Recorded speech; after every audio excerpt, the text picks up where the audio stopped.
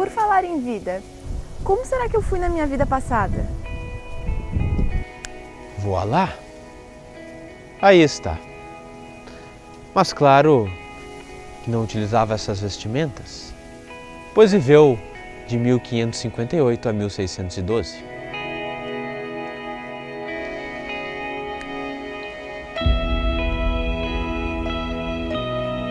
Mas sugiro que retomemos o nosso assunto.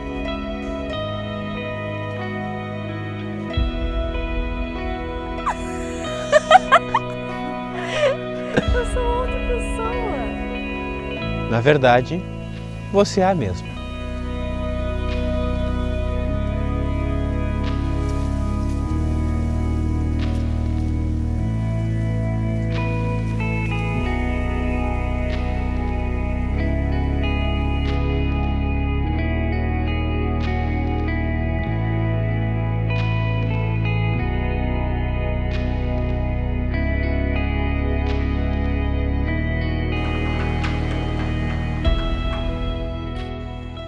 Mas há pessoas no mundo que poderiam dizer: mas eu não escolhi ser atropelado por aquele caminhão, ou eu não escolhi ser roubado por aquele ladrão, ou eu não escolhi ser estuprado por aquele maníaco. Todos vocês produziram as condições que criam no ladrão o desejo ou a necessidade de roubar. Todos vocês criaram a consciência que torna isto possível. É quando veem em si mesmos o que causou o crime que finalmente começam a corrigir a condição que lhe deu origem.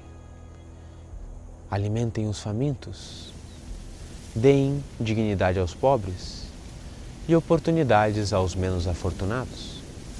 Coloquem fim aos preconceitos que fazem as pessoas ficarem confusas e raivosas, com poucas perspectivas de um futuro melhor. Deixem de lado os seus tabus absurdos e as restrições que dizem a respeito à energia sexual. Em vez disso, ajudem as outras pessoas a compreender o seu milagre e a canalizá-las corretamente. Façam essas coisas e terão dado um grande passo na direção do fim do roubo e do estupro. Quanto ao chamado acidente, o caminhão na curva ou o tijolo que cai do alto, aprendam a vê-lo como uma pequena parte de um mosaico maior. Vocês foram para a Terra para elaborar um plano individual para a sua própria salvação. No entanto, salvar-se não significa livrar-se das armadilhas do demônio. Não existe demônio e nem inferno. Vocês estão se salvando do descuido da não realização. Essa batalha não pode ser perdida. Vocês não podem falhar. Portanto, não se trata de uma batalha. É apenas um processo. Mas, se não souberem disso, acharão que há uma luta constante. Podem até mesmo acreditar na luta durante o tempo suficiente para criar toda uma religião em torno dela. Esta religião lhes ensinará que a luta é o objetivo de tudo, o que é um falso ensinamento. Não é lutando que o processo continua. É rendendo-se que a vitória é assegurada. Os acidentes acontecem porque acontecem. Certos elementos do processo da vida se juntam de um determinado modo, em um determinado momento e com determinados resultados, que vocês chamam de desastrosos por seus motivos particulares. Contudo, pode não ser de modo algum desastroso, dada a determinação da sua alma. Eu lhes digo, não existe coincidências e nada acontece por acaso. Vocês atraem para si todos os eventos, para poderem criar e experimentar quem realmente são. Todos os verdadeiros mestres sabiam disso. Esse é o motivo pelo qual ficam imperturbáveis diante das piores experiências da vida, como vocês as definiram. Os grandes mestres de sua religião cristã entendem isso. Sabem que Jesus não ficou perturbado com a crucificação, mas a esperou. Ele poderia tê-la evitado, mas não a evitou. Poderia ter interrompido o processo em qualquer ponto. Tinha tal poder, porém não fez isso. Permitiu ser crucificado para ser a salvação eterna do homem. Vejam, disse ele, o que posso fazer. Vejam o que é verdade. E saibam que também farão essas coisas e muitas outras. Eu não disse que são deuses, mas vocês não acreditaram. Se não puderem acreditar nisso, acreditem em si mesmos e em mim.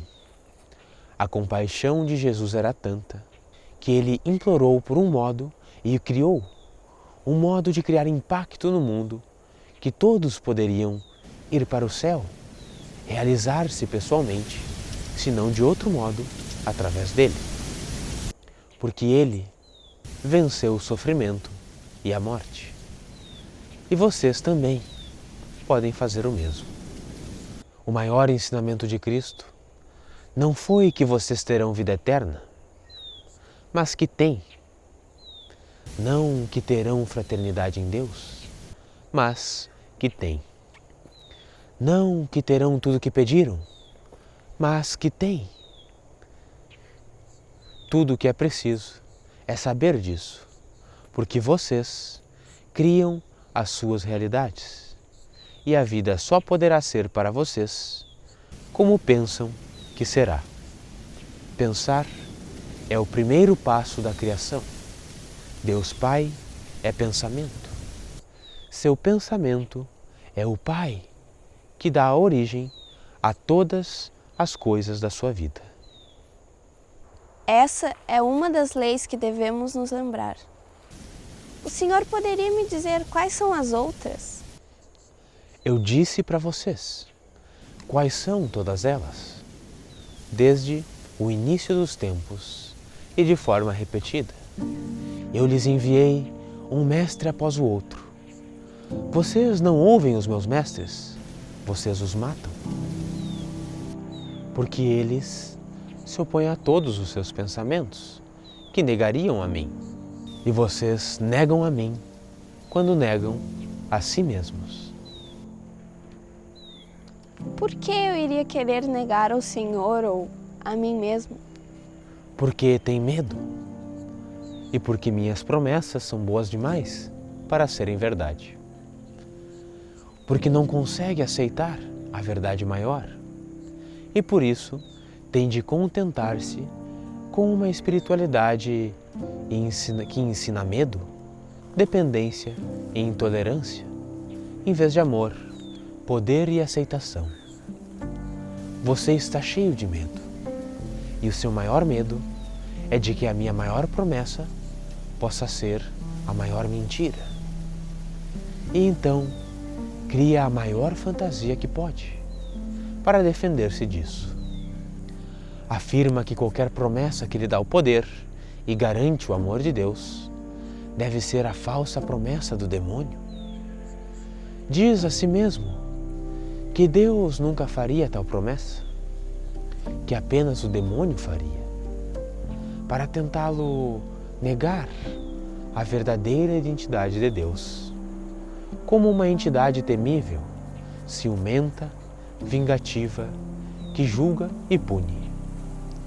Apesar do fato de que essa descrição se encaixaria melhor na de um demônio, se existisse um, é claro, você atribuiu características demoníacas a Deus, para convencer-se a não aceitar as promessas divinas do seu Criador ou as qualidades divinas do eu, tamanha é o poder do medo. Mas eu estou tentando me livrar do medo. O Senhor me falará novamente e mais sobre as outras leis? A primeira lei é que você pode ser, fazer e ter tudo o que imaginar. A segunda lei é que você atrai tudo aquilo que teme.